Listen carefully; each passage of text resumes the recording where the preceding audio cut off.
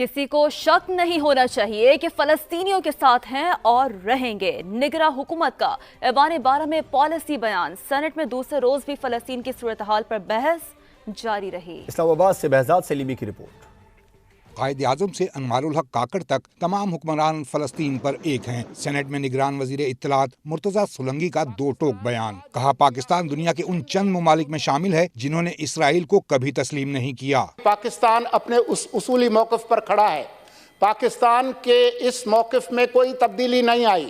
ارکان سینٹ نے اسرائیلی دہشت گردی پر اقوام متحدہ کے غیر مؤثر کردار، امریکہ، برطانیہ اور دیگر مغربی ممالک کے دوہرے معیار کو آڑے ہاتھوں لے لیا۔ We are the only non-Arab country, Mr. Chairman, which has taken part in 2 Arab-Israeli wars, and our pilots have shot down Israeli planes. We have this kind of history, so we should be very clear.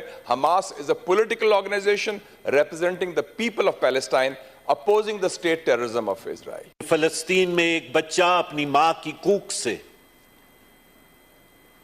سیدھا کفن میں جا رہا، لیکن مسلم امہ اور مسلم حکومتیں اس بات کو باور نہیں لا رہی۔ سینیٹر پلوز شاہ خان نے کہا اسرائیل پوری منصوبہ بندی کے ساتھ فلسطینیوں کی نسل کشی کر رہا ہے، لیکن یاد رہے اگر فلسطینیوں کا چراغ بجھایا جائے گا تو پھر چراغ سب کے بجھیں گے۔